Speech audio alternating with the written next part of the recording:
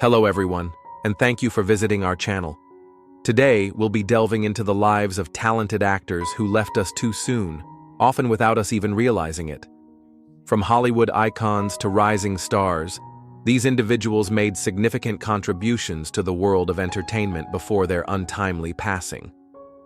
Before we begin, we ask for your support.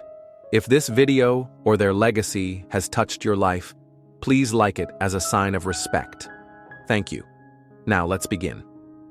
That wonderful baritone singer that he had, and then he would have the altar call. Charlie Gaddy was a revered American news anchor, born on September 17, 1931 in Biscoe, North Carolina. A true son of North Carolina, Gaddy began his career with humble beginnings, first teaching dance at Arthur Murray before stepping into the high-pressure world of broadcast journalism. His early years at NBC in Washington, D.C. exposed him to legendary figures like Willard Scott, David Brinkley, and even the Kennedy brothers. Despite his fear, Gaddy embraced the challenge, once describing those years as being in hog heaven, but scared to death. Gaddy's true calling emerged when he returned to North Carolina and joined WRAL. Over 24 years, including 20 as the lead anchor, he became known as the Walter Cronkite of North Carolina. His calm authority and heartfelt connection with viewers cemented his place as a trusted voice. One unforgettable moment came during the devastating Raleigh tornado of 1988, where Gaddy, in jeans and a rain parka, comforted survivors with quiet compassion, softly telling one shaken woman, "Well, I'm glad you got out." Beyond the newsroom, Gaddy was a devoted husband to Nancy Rankin Gaddy for 60 years, until her passing in 2021. He also dedicated years to charitable work with United Cerebral Palsy of North Carolina, leading to the naming of the Charlie Gaddy Children's Center in his honor. Tragically, Charlie Gaddy passed away on June 12, 2025 at the age of 93. His death was confirmed by WRAL news director Mike Friedrich. His legacy of journalistic excellence, community service, and heartfelt humanity remains forever cherished.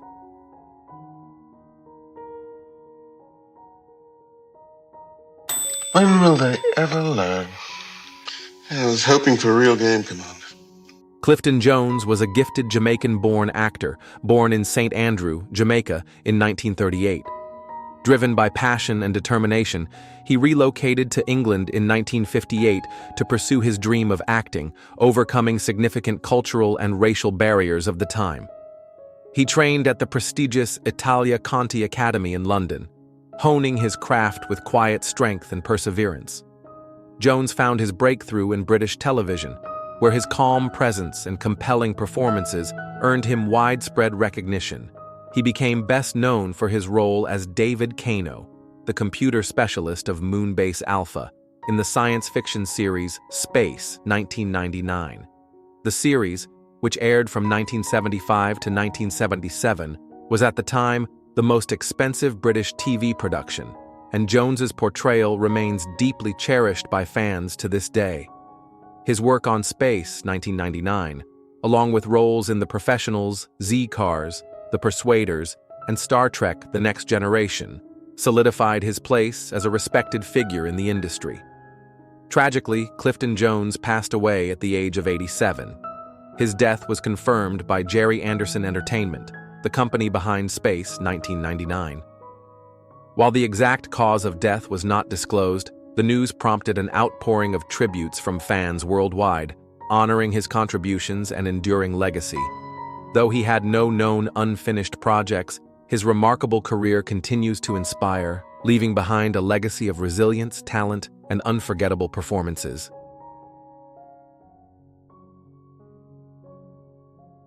A long time ago, if you stay at the table long enough, the chips come to you, and tonight, I got to clear the table. Breaking news. How did Fonzie turn his greatest struggle into a legacy that inspires millions? In the golden glow of 1970s television, one name stood out like a beacon. Fonzie, the cool leather jacket, the perfect hair, the legendary, "Hey!" But behind the immortal image of Arthur Fonzarelli, was a man whose journey tells a far more powerful story. Today, we dive into the incredible life of Henry Winkler, a man who turned pain into applause and obstacles into opportunity. Before we continue, I invite you, dear viewers, to share your memories of Henry Winkler. Did you grow up watching Happy Days? Or perhaps you discovered his later works? Please leave your thoughts and reflections in the comments below. Your stories keep these legacies alive. Henry Franklin Winkler was born on October 30th, 1945, on the west side of Manhattan. He was the only child of Harry and Ilsa Winkler, Jewish refugees who had fled the horrors of Nazi Germany just 6 years earlier. Their small apartment on Riverside Drive was filled with strict discipline and unspoken hopes for a brighter future. Harry and Ilsa, both deeply scarred by the trauma of escape, ran a woodenware import business. They dreamed their son would follow in their footsteps, managing inventory and shipping manifests. But Henry's mind wandered far beyond the family trade. He was drawn to stories, to laughter, to imaginary adventures that played out in his mind like vivid stage performances. Yet school was agony. Henry faced an invisible enemy that turned every page into a battlefield. Dyslexia, undiagnosed and misunderstood, made reading and writing excruciating. His teachers labeled him lazy. His classmates mocked him, calling him Dumb Henry. The words cut deep, carving wounds of shame and self-doubt. But in the solitude of his bedroom, young Henry found an escape. Standing before the mirror, he crafted one-man shows, inventing characters and dialogues that allowed him to step outside his struggles, even if only for a moment. In that reflection, he whispered to himself a quiet vow. Someday, he would stand on a real stage under bright lights and turn his pain into applause. That dream led him to New York's High School of Performing Arts, a sanctuary where his creativity flourished. There, teachers noticed something remarkable. When Henry embodied a character, his dyslexia loosened its grip. Memorizing lines no longer felt like an impossible task. The words became muscle memory, stored not in books, but in movement and emotion. After graduating high school in 1963, Henry defied his parents' wishes and enrolled at Emerson College. To fund his studies, he worked as a bellhop, a horse guide, and any odd job that came his way, all while devouring the teachings of Stanislavski late into the night. His father, ever practical, continued sending him business brochures, urging him back to the family trade. But Henry clutched tightly to one document that represented his true calling: an acceptance letter from the Yale School of Drama. For 3 grueling years, Henry sharpened his craft at Yale, emerging with an MFA and a quiet but unwavering belief. Entertainment, he realized, could be more than performance. It could be empathy. It could be healing. In 1972, Henry moved to Los Angeles, chasing the elusive dream that lured so many to Hollywood. The early years were marked by small guest roles, sparse auditions, and long nights sustained by instant noodles and fragile hope. Then came 1973. Paramount was casting for a new sitcom set in the nostalgic 1950s. They needed a cool, fast-talking greaser named Arthur Fonzarelli. Henry Winkler, standing at just 5'6" with sandy hair, was not the image they had in mind. But when he stepped into that audition room, something magical happened. With invisible gum snapping between his teeth and a quiet confidence radiating from within, he owned the room. Producer Gary Marshall saw it instantly. There was a magnetism about Henry that transcended physical typecasting. Marshall rewrote the role to fit the man standing before him, and with that, the Fonz was born. When Happy Days premiered in 1974, it was an instant sensation. By the second season, Fonzie had eclipsed the entire cast, becoming one of the most beloved television characters of all time. Children mimicked his catchphrases. Merchandise filled every store. Presidents invited him to the White House. The world could not get enough of the Fonz. Yet even amid the blinding spotlight, Henry was determined not to become a caricature. He studied mime to perfect Fonzie's signature gestures and insisted that beneath the bravado, there should be vulnerability. The audience, he believed, would connect not just with the cool exterior, but with the quiet strength beneath it. From 1976 to 1978, Emmy nominations poured in. Henry Winkler was not just famous, he was iconic. But fame, like a tide, can be merciless. When Happy Days ended in 1984, Henry faced the cruelest irony of Hollywood. The very role that made him a star now became his prison. Typecasting barred him from serious roles. Studios saw only Fonzie and nothing more. Offers dried up. The phone stopped ringing. For many, this would have been the end. But not for Henry Winkler. He pivoted. Quietly, determinedly, he stepped behind the camera. As executive producer of MacGyver, he guided the show to extraordinary success, overseeing 139 episodes from 1985 to 1992. He directed holiday films, sitcom episodes, and quietly rebuilt his creative foundation. Slowly, Hollywood began to see Henry as more than the Fonz.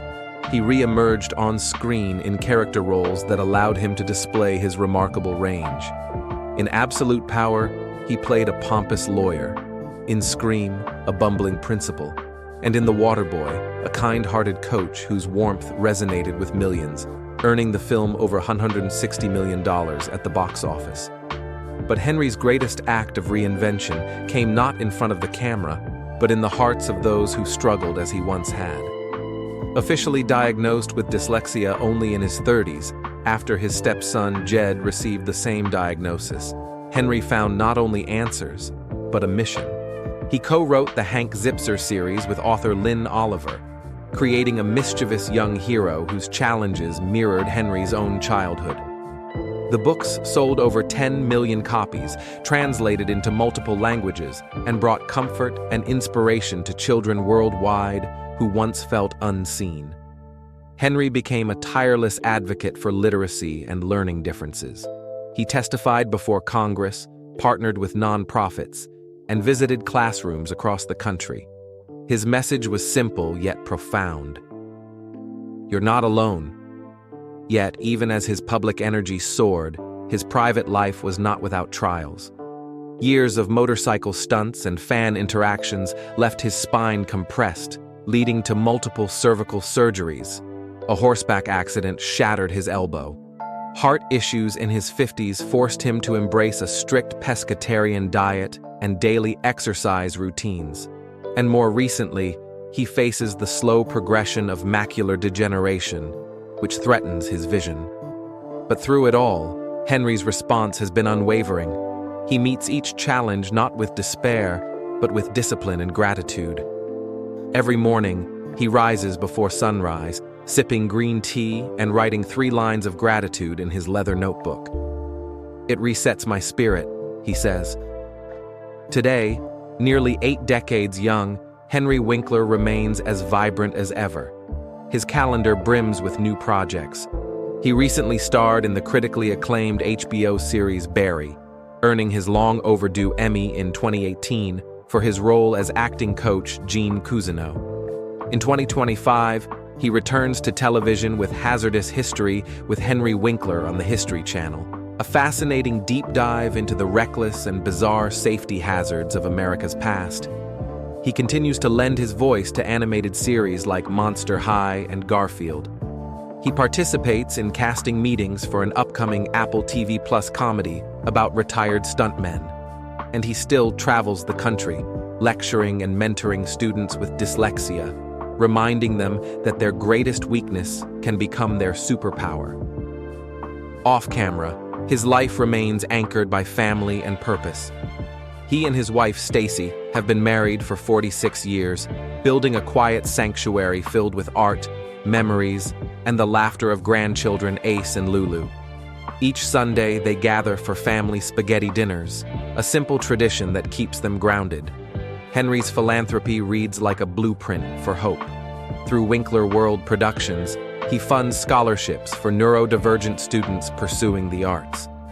His Open Doors mentorship connects teens with counselors and scholarship advisors.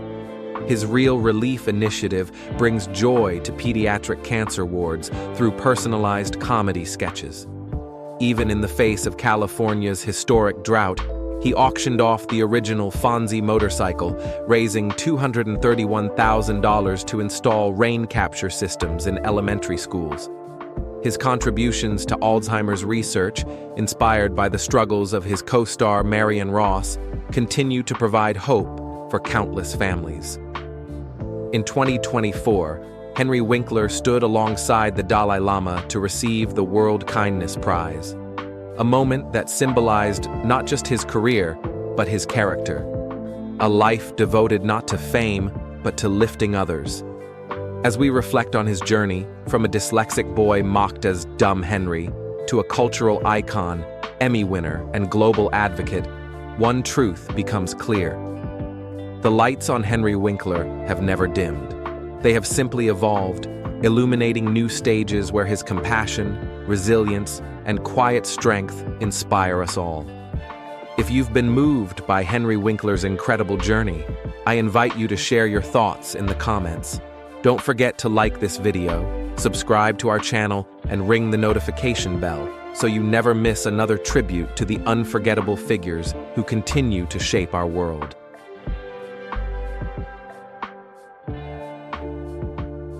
Terry Louise Fisher was a trailblazing American television writer and producer, born on February 21, 1946, in Chicago, Illinois. Originally trained in law, she attended UCLA Law School in the 1960s and began her career at the Los Angeles District Attorney's Office before transitioning into entertainment law. Her passion for storytelling eventually led her to leave the legal profession and fully pursue her love for writing.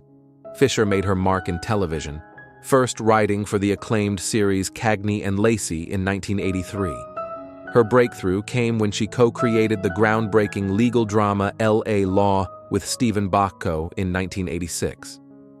The series ran for 8 successful seasons, becoming a defining show of its era and earning Fisher 3 Emmy Awards.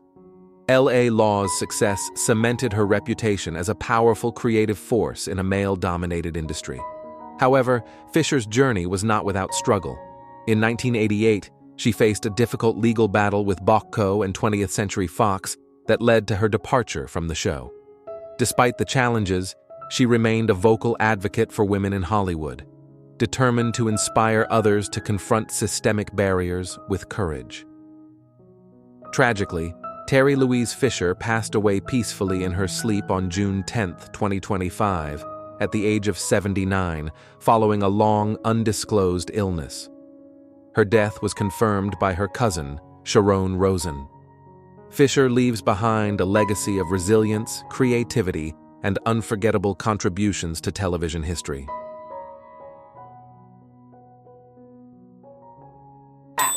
And it was my responsibility to tell the people around me and behind me, hey, look out, there's some tax up here. Ananda Lewis was a gifted American television host, journalist, and cultural icon, born in 1973 in Los Angeles, California.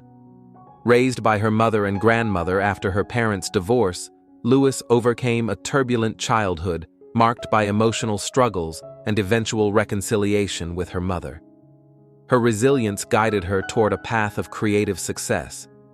After graduating from Howard University in 1995, Lewis began her career as the host of BET's Teen Summit. Her natural charm and confidence soon caught the attention of MTV, where she became a VJ in 1997, hosting Total Request Live and Hot Zone. By 1999, the New York Times dubbed her the hip-hop generation's reigning It Girl, and People magazine named her one of the 50 most beautiful people in the world in 2000. Known for her quick wit and ability to handle live broadcasts, Lewis became one of MTV's most beloved personalities, interviewing stars like Destiny's Child, Britney Spears, and NSYNC. In 2001, she launched her own talk show, The Ananda Lewis Show, showcasing her versatility, though it lasted only 1 season. She later hosted The Insider, Celebrity Mole Yucatan, and TLC's While You Were Out. Tragically, Lewis was diagnosed with stage 3 breast cancer in 2020, which progressed to stage Y4 after alternative treatment choices. On June 11, 2025, Ananda Lewis passed away at age 52. Her death was confirmed by her sister Lakshmi. At the time of her passing, she had an estimated net worth of $8 million. Lewis leaves behind a teenage son and a legacy of strength, grace, and enduring influence.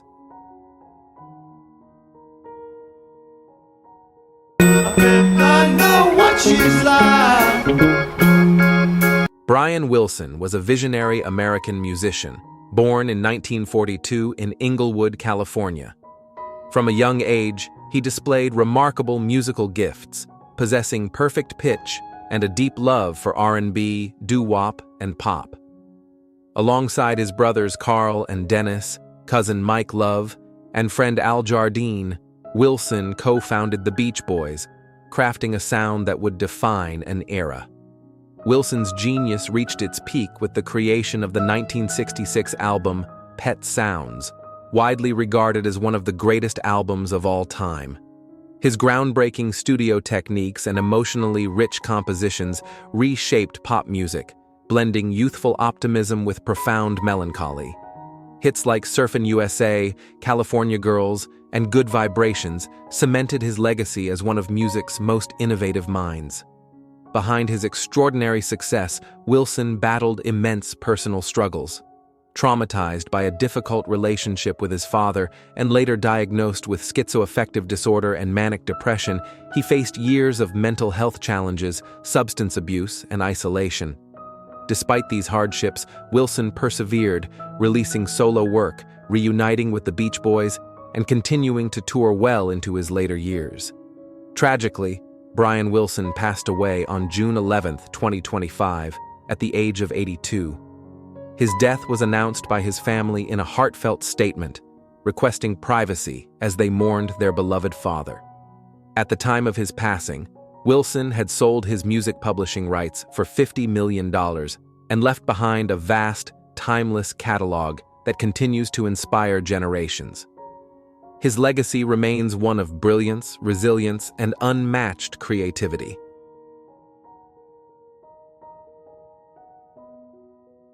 How to take the fall and land on my elbows and my knees, which is why I have two falls. Chris Robinson was a beloved American actor, born on November 5, 1938, in West Palm Beach, Florida.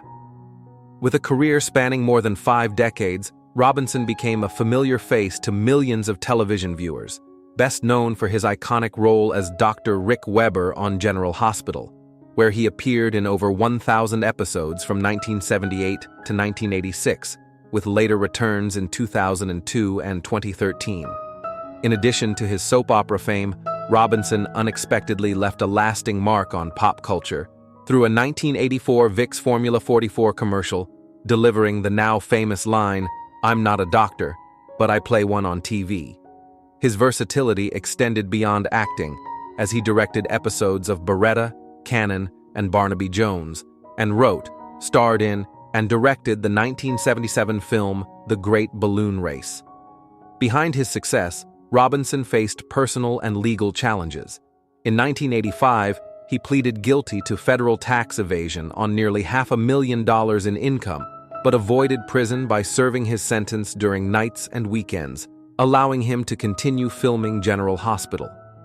Tragically, Chris Robinson passed away in his sleep on June 9, 2025, at the age of 86, due to heart failure. His passing was confirmed by filmmaker and close friend MJ Allen. At the time of his death, Robinson's net worth was estimated at $6 million. He is survived by his wife Jackie, 7 sons, and 5 grandchildren, leaving behind a legacy of resilience, dedication, and memorable performances cherished by generations.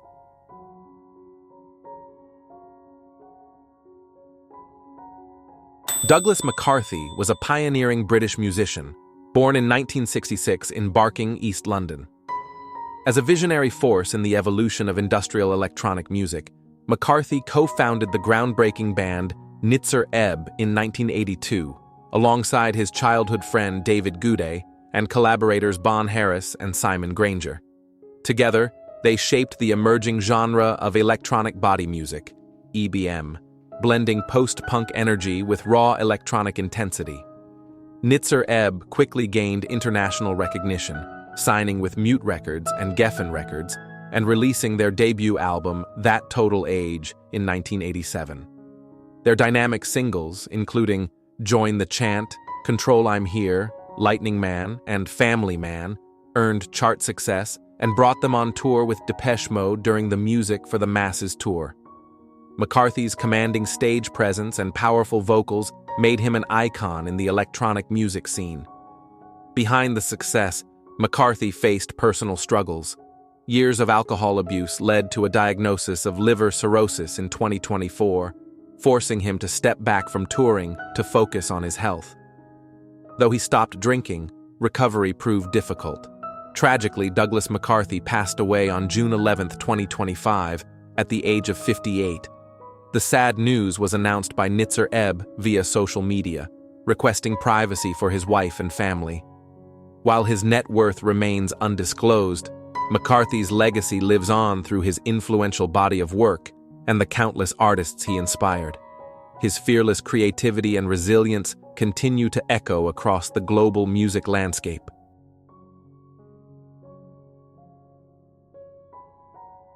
Well, Horton was a great friend of mine. Horton, died when he was 92.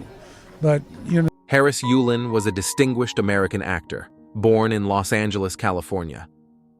Throughout a remarkable career that spanned several decades, Yulin captivated audiences with his commanding presence and extraordinary versatility on both the big and small screens. He was also the cousin of actress Linda Sterling, hinting at a family connection to the performing arts. Yulin's film career featured standout performances in iconic movies such as Scarface, Clear and Present Danger, and Ghostbusters 2, while his television credits included critically acclaimed series like Ozark, Buffy the Vampire Slayer, Nikita, and Unbreakable Kimmy Schmidt. His ability to seamlessly shift between genres made him a respected and sought-after talent in Hollywood. Even in his later years, Yulin continued to work actively. One of his final film appearances was as Professor Dusselberg in Omni Loop, directed by Bernardo Brito. Before his passing, Yulin was also preparing to star in the MGM Plus comedy series American Classic, alongside Kevin Kline, John Tenney, and Laura Linney. Tragically, Harris Yulin passed away on June 10, 2025. The cause of death has not been publicly disclosed. At the time of his passing, his net worth was estimated at $4 million, accumulated through his decades-long dedication to acting. Though his life came to a close, Yulin's legacy endures through his memorable performances and the profound impact he left on generations of viewers and fellow actors.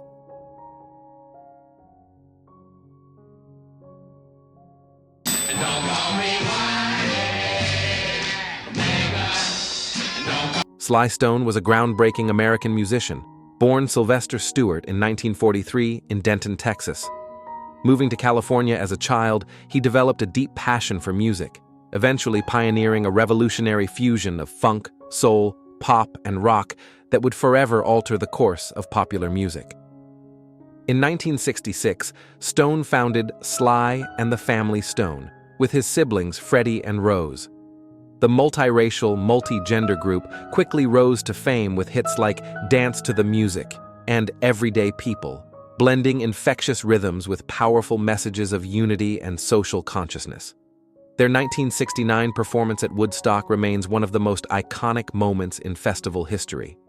By 1971, their album, There's a Riot Going On, topped the charts, solidifying their influence across generations. However, behind the success, Stone faced personal struggles. Substance abuse and legal troubles plagued his later years, ultimately leading to the band's breakup in 1983. By 2011, he was reportedly homeless, living in a van in Los Angeles. Despite these hardships, his creative spirit endured.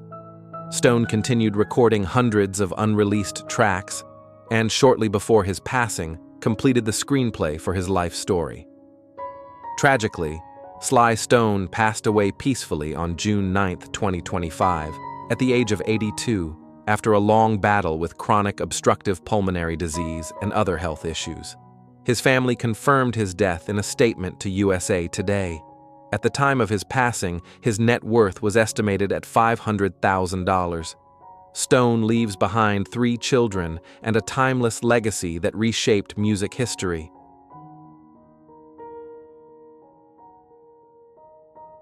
Eat your food.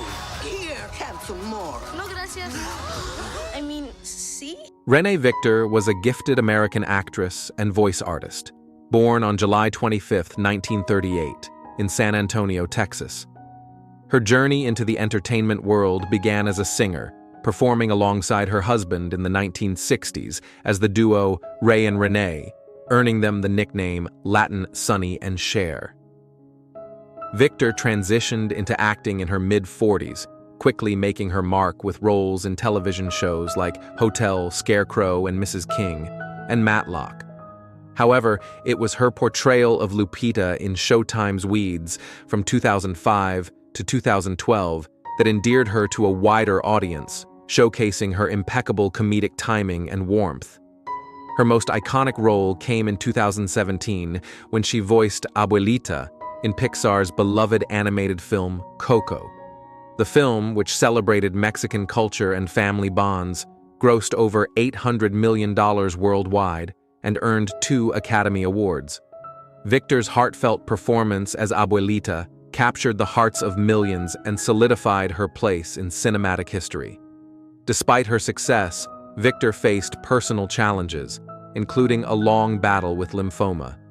Tragically, she passed away peacefully on May 30, 2025, at the age of 86, surrounded by her family at her home in Sherman Oaks, California. The news was confirmed by her agent and her daughters, Raquel and Margot Victor. At the time of her passing, her net worth was estimated at $2 million. Renee Victor leaves behind a legacy of resilience, grace, and unforgettable performances that will continue to inspire generations. Early episodes, Trapper John. Those 2, they're ruining this war. Loretta Swit was a gifted American actress born in 1937, whose remarkable talent and resilience made her one of television's most enduring stars. She rose to international fame portraying Major Margaret Hot Lips Houlihan on the iconic series MASH, a role that spanned nearly the entire 11-season run of the show. Through her powerful performances, Sweet transformed the character from a one-dimensional stereotype into a deeply human figure of strength, compassion, and complexity. Her portrayal earned her 10 Emmy nominations, 1 for nearly every season she appeared, and 2 Emmy wins, solidifying her place in television history. Beyond MASH, Sweet's career flourished with roles in films such as Freebie and the Bean, Race with the Devil, and S.O.B., as well as guest appearances on series like Hawaii Five-0, Mission Impossible, and Gunsmoke. Off-screen, Swit faced societal pressures and expectations surrounding marriage and family, but chose instead to focus on her career and personal fulfillment. In her own words, she found joy in her craft, her friendships, and her independence. Tragically, Loretta Swit passed away on May 30, 2025, at the age of 87, at her home in New York City. Her passing was confirmed by her publicist, Harlan Bowl. At the time of her death, her net worth was estimated at $4 million. Loretta Swit leaves behind a legacy of grace, strength, and unforgettable performances that will continue to inspire generations to come.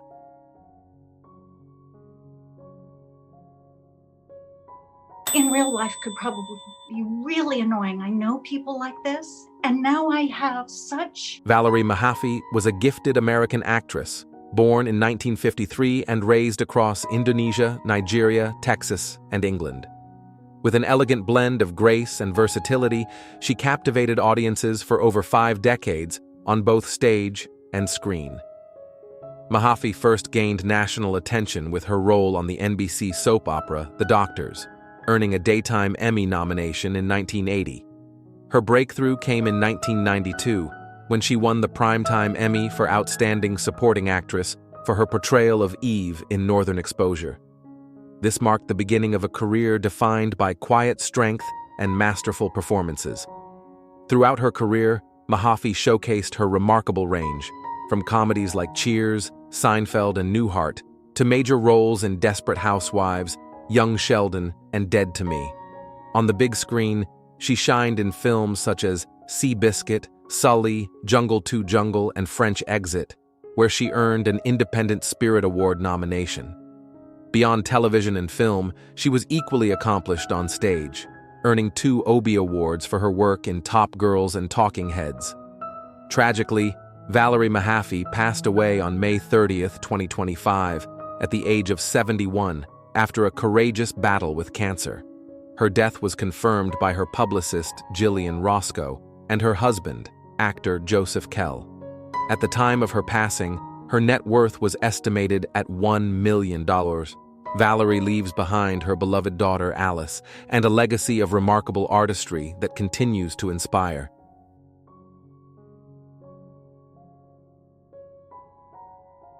Devin Harjes was a talented American actor born on July 29, 1983, in Lubbock, Texas. His early life was shaped by the vast open plains of Texas, where, as his family fondly recalled, he was carried on horseback just days after his birth, a symbol of his enduring spirit and connection to life's raw beauty. Harjes began his career in theater, performing in productions across Texas and New York City, before making his mark on television. He gained wide recognition for his role as Jack Dempsey in HBO's acclaimed series Boardwalk Empire in 2011. His compelling performances led to guest appearances on Blue Bloods, Orange is the New Black, Gotham, and Daredevil. In later years, he captivated audiences as Pete Baylor in seasons 2 and 3 of NBC's Manifest, further establishing his reputation as a rising star. Outside of acting, Harjes was passionate about martial arts and physical fitness, often joking that the gym was safer than being kicked by a horse. His resilience and dedication to his craft remained unwavering even after being diagnosed with cancer in the winter of 2024. Tragically, Devin Harjes passed away on May 27, 2025, at Mount Sinai West Hospital in New York City, at the young age of 41. His death was confirmed by his representative. He is survived by his parents, Randy and Roseanne Harjes, his sister Trish, and his beloved cat Maud. Though his time was far too short, Devin's heartfelt performances and courageous spirit leave behind an enduring legacy.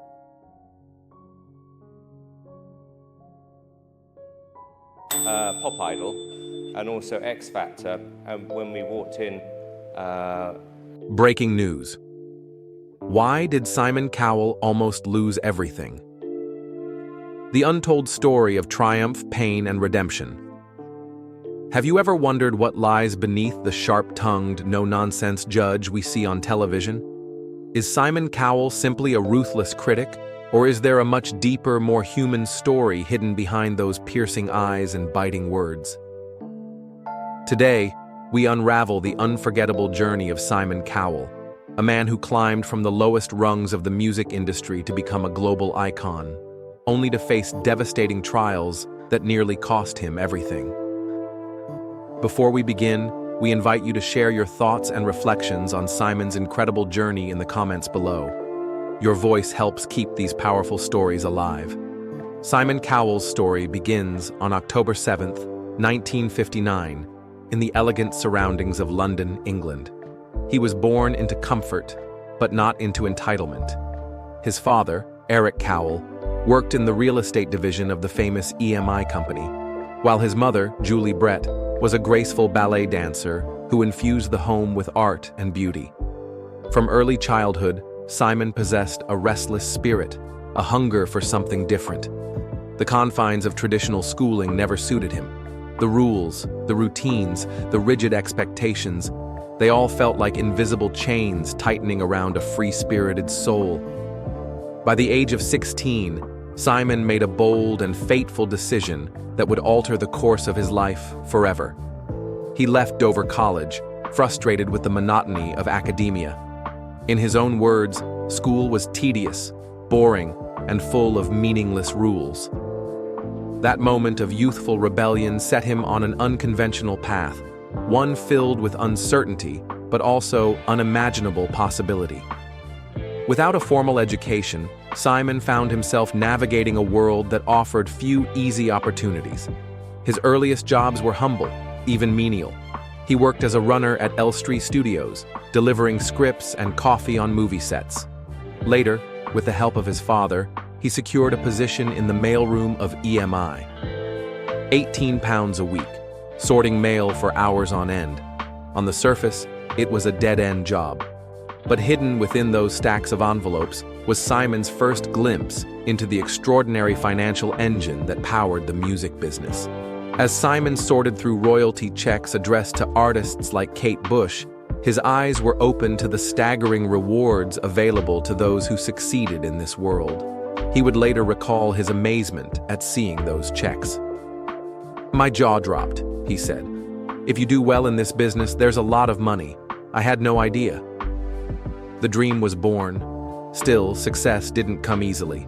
After 18 months without a promotion, frustration once again consumed him. He briefly tried real estate, following in his father's footsteps, but the misery was immediate. Recognizing his unhappiness, Simon's parents intervened once more. Through his father's connections, he was offered a new opportunity at EMI Music Publishing. This was Simon's second chance, a doorway back into the industry he longed to conquer. Over the next 2 decades, Simon honed his skills behind the scenes. He learned everything: how music publishing worked, how catalogs were managed, how deals were struck, how artists were developed. Bit by bit, he began understanding not just the art of music, but the business of it. These were years of learning, years of invisible groundwork being laid for something much greater. Then, in 2001, everything changed. Simon was invited to serve as a judge on the UK's Pop Idol, a daring new concept in reality television. The world had seen talent shows before, but nothing quite like this, and nothing like Simon Cowell. His brutally honest critiques were unlike anything audiences had witnessed. Where other judges offered polite encouragement, Simon cut through the pleasantries with surgical precision. He wasn't afraid to tell contestants that they lacked talent, that their dreams were unrealistic, that they simply weren't good enough. It was harsh, it was polarizing, but it was real, and viewers couldn't get enough. His reputation as the mean judge quickly spread across the Atlantic. In 2002, American Idol premiered, introducing Simon Cowell to American audiences. Almost overnight, he became a household name. With each scathing remark, with every eye roll, with every raised eyebrow, Simon captured the attention of millions. He wasn't just judging talent, he was the show's main attraction. But behind the sharp edges of his critiques lay a deep respect for genuine talent. Simon never sought to humiliate for sport. He believed that false hope was far crueler than honest feedback. His philosophy was simple: if you're going to pursue greatness, you need to hear the truth, even when it hurts. As American Idol soared to record-breaking ratings, Simon's career skyrocketed, but his ambitions extended far beyond the judges' table. In 2002, he founded Psycho Entertainment, his own music and television production company. Through Psycho, Simon discovered and developed some of the most successful artists of the 21st century: One Direction, Fifth Harmony, Il Divo, Leona Lewis, Westlife, Little Mix. Each name a testament to Simon's extraordinary gift for spotting star power. Under his guidance, these artists not only found fame, they dominated global charts, filled stadiums, and sold millions of records. Simon's empire was no longer confined to television. He was now a kingmaker in the music world, with an uncanny ability to transform raw, undiscovered talent into international superstardom. His fortune grew exponentially. At his peak, Simon commanded $45 million per season on American Idol alone. He negotiated brilliant deals that ensured Psycho profited from every album released by Idol contestants. Even after leaving American Idol in 2010, Simon's wealth continued to multiply. He expanded the X Factor globally, while his Got Talent franchise became one of the most successful television formats in history, airing in over 70 countries. By 2025, Simon Cowell's net worth reached an astonishing $600 million. But as his empire flourished, shadows of controversy followed. Simon's uncompromising control and his often blunt demeanor led to numerous behind-the-scenes conflicts. One notable controversy involved Kelly Osbourne, who claimed Simon once demanded that her family be removed from the American Idol set, sparking public debates about his domineering approach. Simon chose not to address these accusations directly.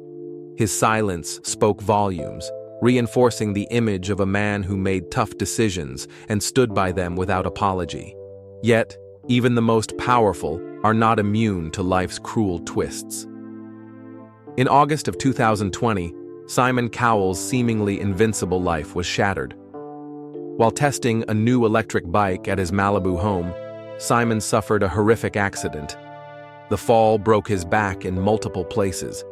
In an instant, the man who once stood unshakable was now fragile, facing the terrifying possibility of permanent paralysis.